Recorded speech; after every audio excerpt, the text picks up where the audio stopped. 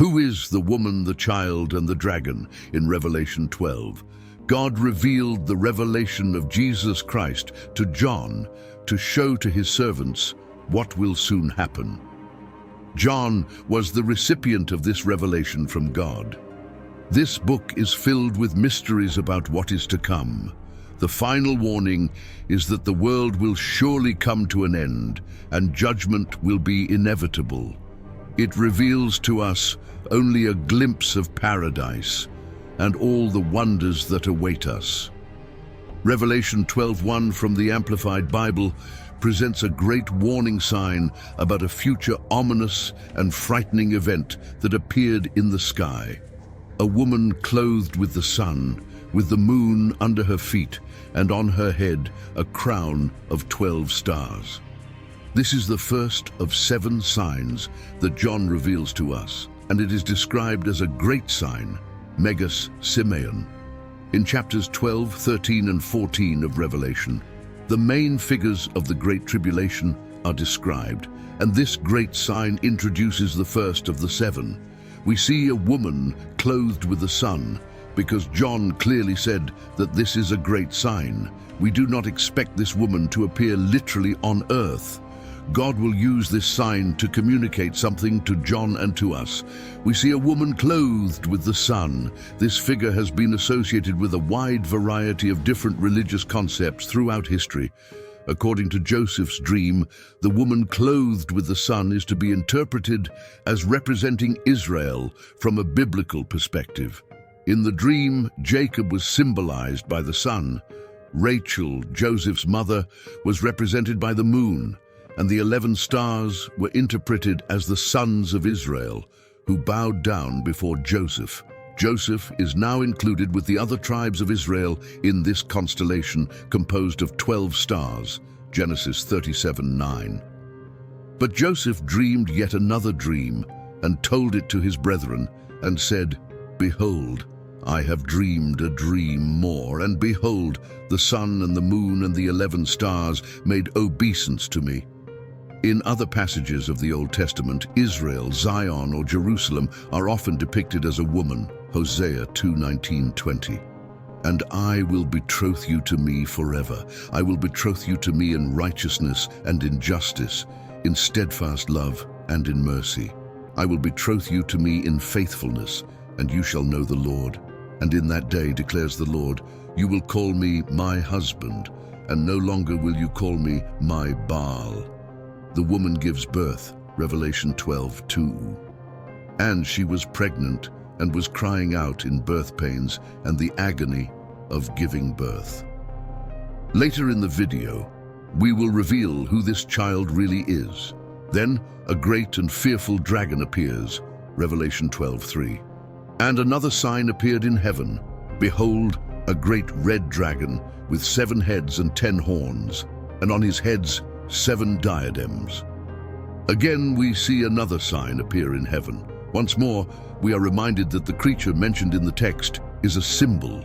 It was not actually a great red dragon, but rather a representation of the nature and character of the person.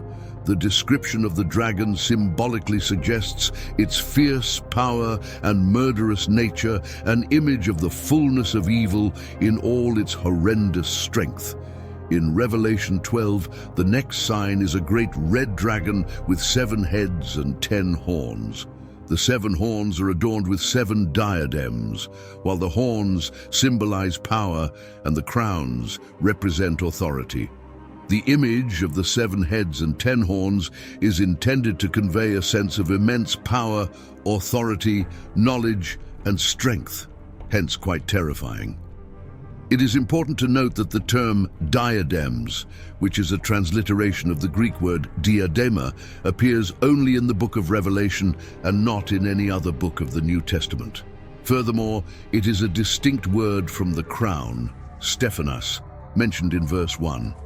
The difference between the two terms is that the crown symbolizes a permanent victory, while the diadem represents ruling authority and power.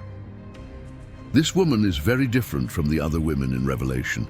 We see other women in Revelation, for example, Jezebel. Jezebel is associated with a religious system that promotes false teachings. Revelation 2:20. But I have this against you, that you tolerate that woman Jezebel, who calls herself a prophetess, and is teaching and seducing my servants to practice sexual immorality and to eat food sacrificed to idols. We also encounter another woman, the great prostitute, who is associated with false religion, Revelation 17:2. With her, the kings of the earth have committed sexual immorality, and the wine of whose sexual immorality the dwellers on earth have become drunk. We also encounter the bride, who is associated with the church. This is mentioned in Revelation 19:7-8. Let us rejoice and exult and give him the glory, for the marriage of the Lamb has come, and his bride has made herself ready. It was granted her to clothe herself with fine linen, bright and pure, for the fine linen is the righteous deeds of the saints. Now we see the dragon causing more havoc, Revelation 12:4. His tail swept down a third of the stars of heaven and cast them to the earth.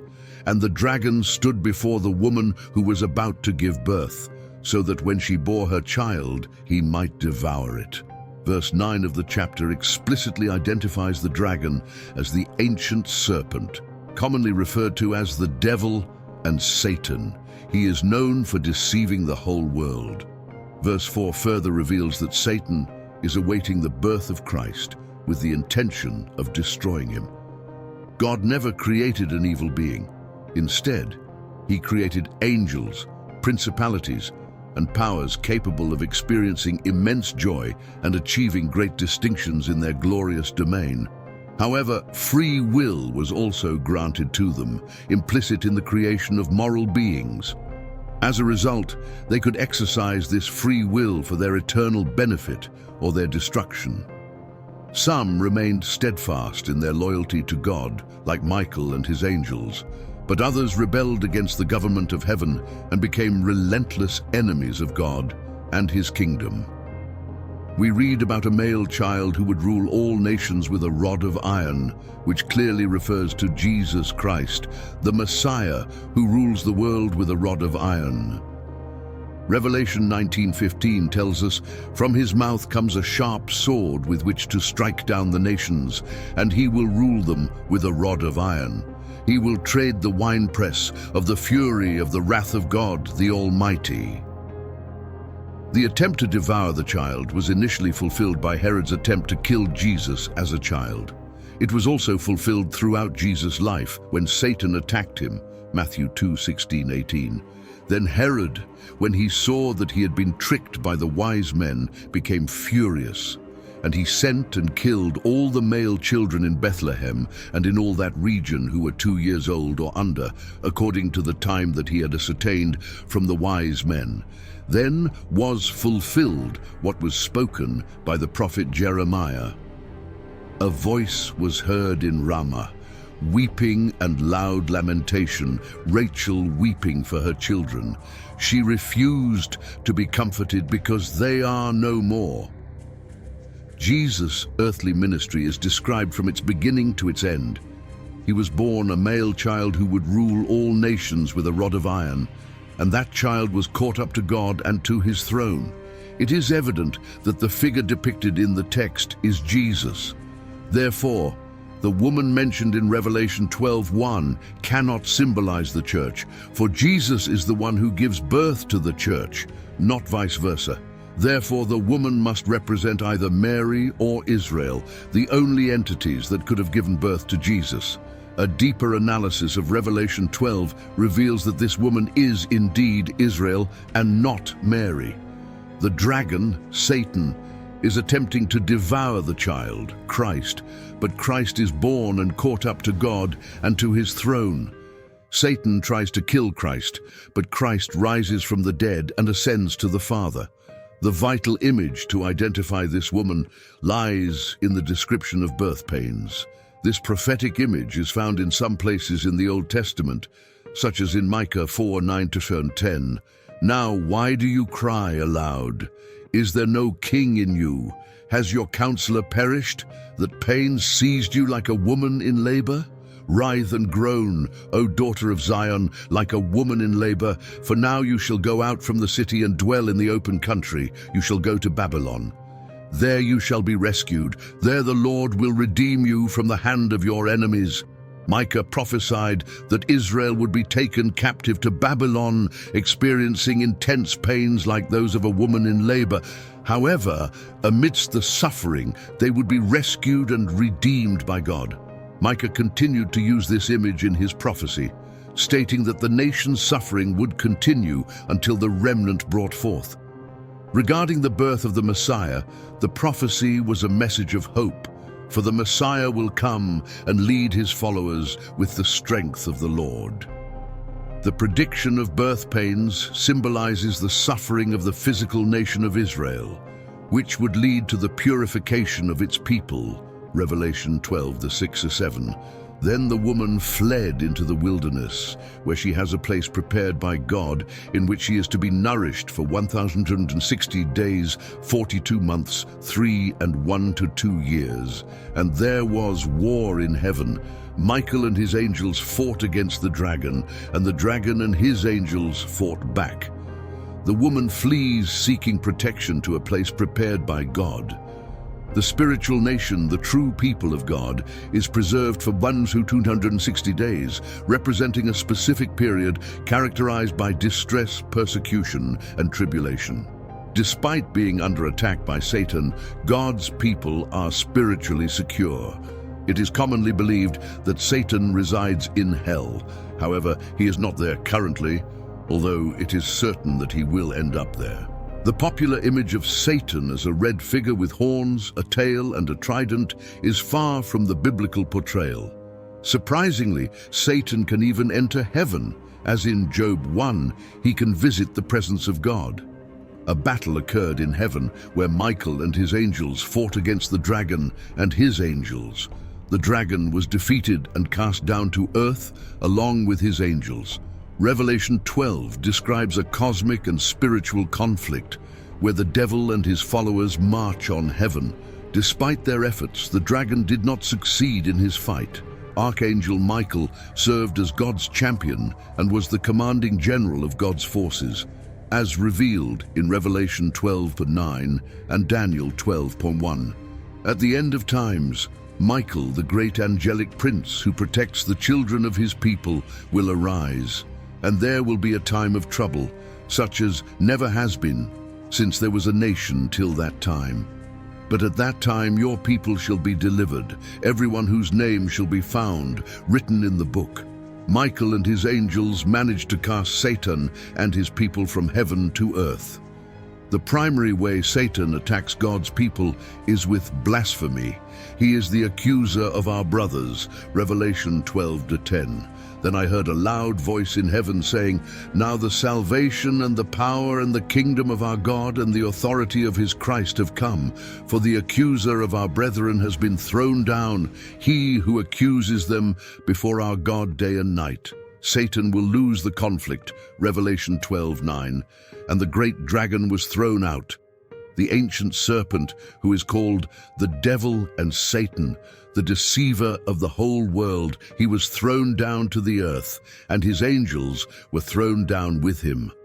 John then offers a simple strategy that believers throughout the ages have employed to overcome Satan's attacks, a triple plan against the assaults of the devil, including confession and courage. The effect of Christ's victory on the cross over Satan and sin is declared in verse 10. Revelation 12:10-12 tells us, "And I heard a loud voice in heaven saying, Now the salvation and the power and the kingdom of our God and the authority of his Christ have come, for the accuser of our brethren has been thrown down, he who accuses them before our God day and night. And they overcame him because of the blood of the Lamb and because of the word of their testimony, and they did not love their life, even when faced with death. For this reason, rejoice, O heavens and you who dwell in them. Woe to the earth and the sea, because the devil has come down to you, having great wrath, knowing that he has only a short time." The accuser, Satan, was defeated by the power of Christ demonstrated through his victory on the cross. Christ exercised his authority and rule in his kingdom through his death and resurrection, bringing salvation to all. We are no longer subject to Satan's accusations because of Christ's redeeming work on the cross. Therefore, there is now no condemnation for those who are in Christ Jesus, Romans 8:1. The effects of this expulsion from heaven will be illustrated in Revelation 20. We needed the redeeming work of Christ on the cross to defeat Satan. Furthermore, we overcome by our testimony. But woe to the earth, for Satan is enraged and knows that his time is short. However, Satan's time is running out because his plan to destroy Christ was thwarted. Satan turns his attention to the woman, Revelation 12:13-17. And when the dragon saw that he had been thrown down to the earth, he pursued the woman who had given birth to the male child. But the woman was given the 2 wings of the great eagle, so that she might fly from the serpent into the wilderness, to the place where she is to be nourished for a time, and times, and half a time, out of the serpent's reach. The serpent poured water like a river out of his mouth after the woman, to sweep her away with a flood. But the earth came to the help of the woman. And the earth opened its mouth and swallowed the river that the dragon had poured from his mouth. Then the dragon became furious with the woman and went off to make war on the rest of her offspring, on those who keep the commandments of God and hold to the testimony of Jesus. It was already told in verse 6 that the woman would flee into the wilderness, seeking protection during the times of tribulation. Verse 13 picks up on this idea after noting the effect of Christ's victory over Satan. Satan, however, seeks to attack. Nevertheless, the woman was given 2 wings of the great eagle to fly into the wilderness for protection for a time, times, and half a time. Being carried on the wings of the eagle reminds us of how the Israelites were saved in the wilderness, Exodus 19:4. Satan relentlessly tries to destroy God's true followers, but his efforts are in vain, as indicated in verse 16. However, his failure only fuels his rage, and he shifts focus to other believers who keep the commandments of God and hold to the testimony of Jesus, as mentioned in verse 17. This reveals Satan's hostile attitude towards those who believe in Jesus. The chapter provides a timeline for these events. The woman represents the remnant of Israel, who remains faithful to the Lord and gives birth to the Christ. Satan attacks the woman, but she is protected. All that remains is for Satan to carry out his assault. He will make war with the rest of her offspring. The book of Revelation offers us a fascinating and profound insight into the spiritual battles that occur behind the scenes of human history. From Christ's victory over Satan to the enemy's ongoing attacks on those who keep the commandments of God and hold to the testimony of Jesus, we are reminded of the importance of standing firm in faith and trusting in God's protection and power. As we explore the events and symbols of Revelation, we are challenged to seek a deeper relationship with God and to live with hope and confidence in His sovereignty. If you enjoyed this video and want more content on spiritual and biblical themes, don't forget to subscribe to the channel and activate the notifications to not miss any future videos. Also, share this video with friends and family so that more people can benefit from this meaningful discussion. Thank you for watching, and may God bless you abundantly.